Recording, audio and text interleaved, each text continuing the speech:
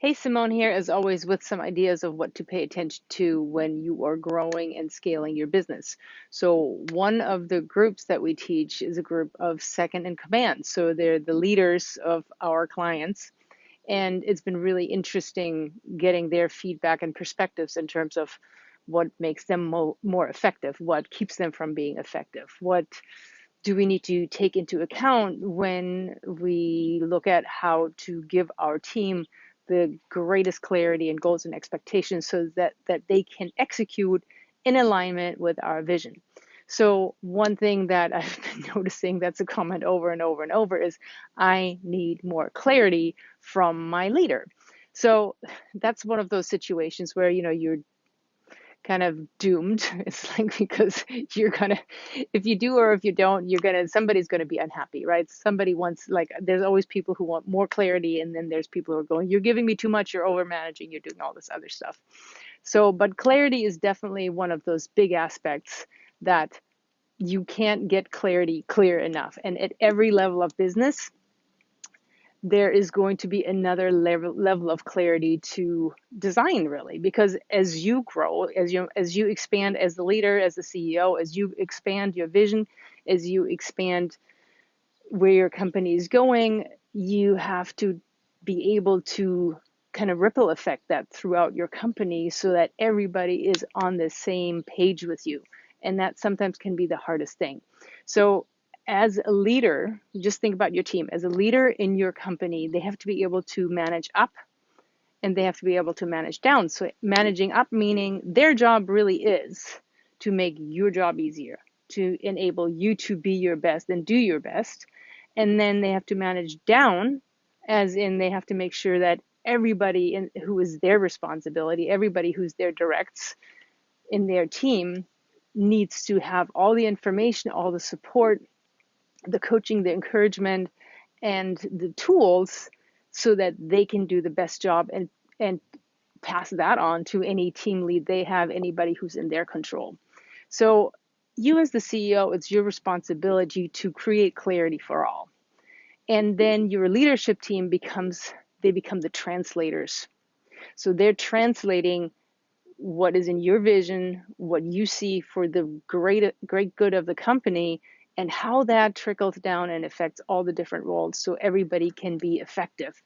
So it's really important that one of the things you teach your leaders is to look at your vision to look at your great clarity and help them come up with their own vision for their role, for their responsibilities that answers yours. So it's pretty much they're building their own vision in alignment with yours. And then, so that's like your mid level. And then, of course, the next step is they have to be able to become coaches and mentors to help everybody who is in their responsibility do the same. So one of the questions that they really need to be able to answer is, where do I sit in my org chart? And that sounds like a really simple question because you're like, of course we know what our org chart looks like. But guess what?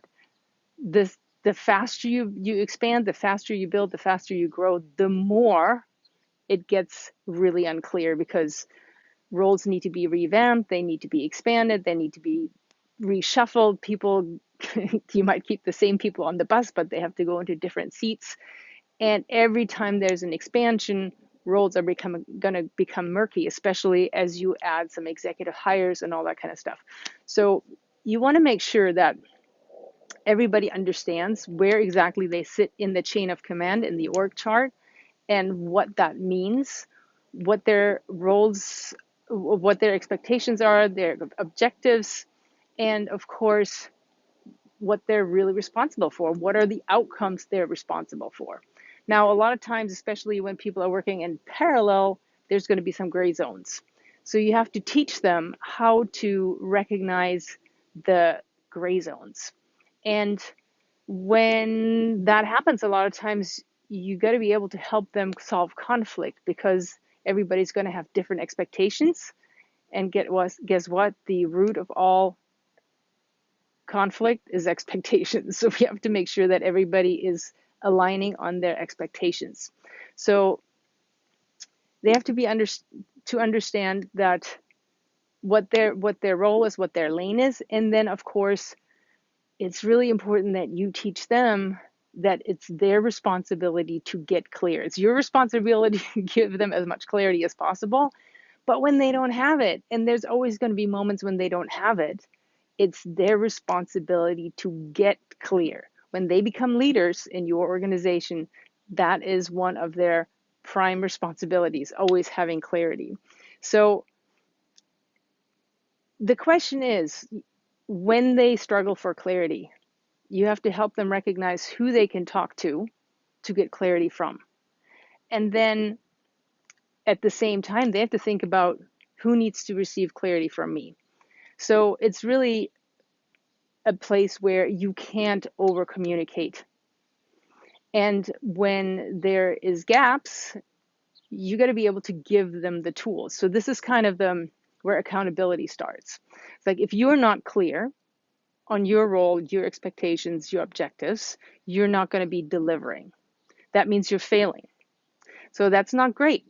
At that moment, they need to take the responsibility and ask the questions. And that a lot of times is really scary for people, because in lesser organizations where they may have worked, they may have gotten reprimanded, fired, gotten into seriously hot water for asking for clarity. That sounds crazy to me, but I've seen it over and over. I've heard it from people over and over. In my last organization, there's no way we could have done that.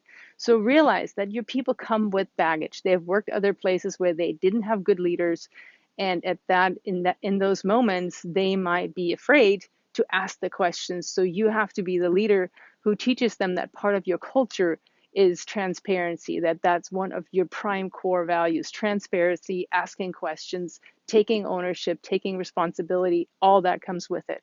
So they have to learn how to become bold and ask the questions that might be really uncomfortable for them to ask, but that is one of the things that they have to understand, that is like their prime responsibility. Because here's the thing, when you have a team who has, anybody on the team has told you at any point, you know what, I didn't know that was part of my responsibility. I didn't know that this was part of my job. I didn't know, I didn't understand. That is not acceptable, because that means at that moment you should have asked for clarification. So no more excuses. I didn't know does not fly anymore. So you have to teach them to ask questions. And if they still don't get what they need, if they still don't have the clarity that they need to do an exceptional job, that means they have to ask more questions. When you want better results, you have to ask better questions. So one of the most important things you can teach your team is that extreme ownership means not being stuck, not accepting being stuck. And that means you as a leader are encouraging them. You're giving the authority to do everything they need to do to get unstuck.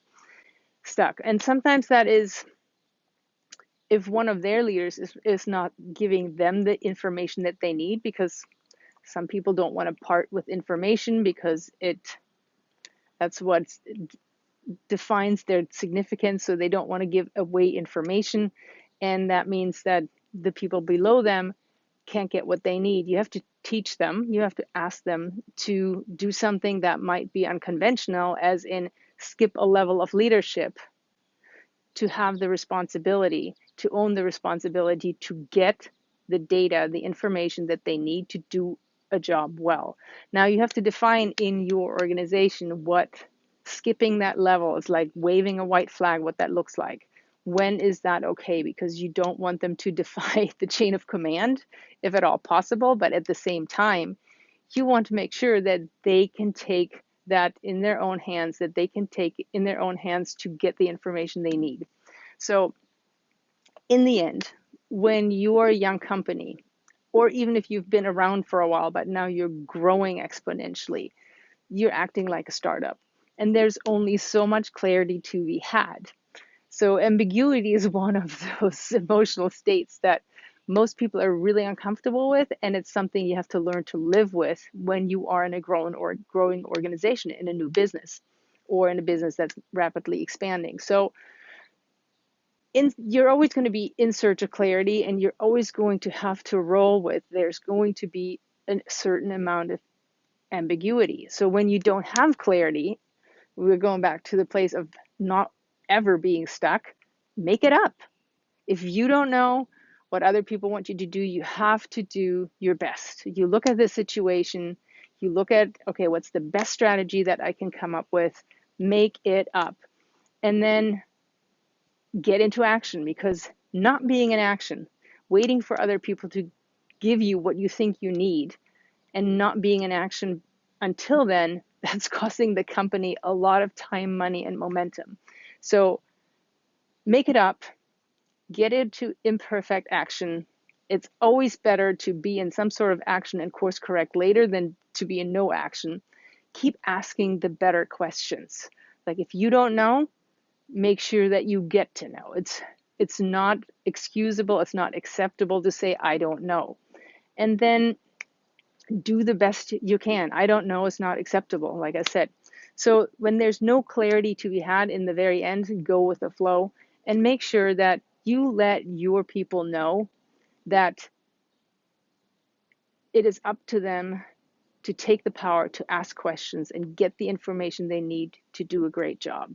So this is a really important piece about when you're thinking about leadership and making your teams more accountable and giving them ownership over their outcomes. Give them the information and give them the power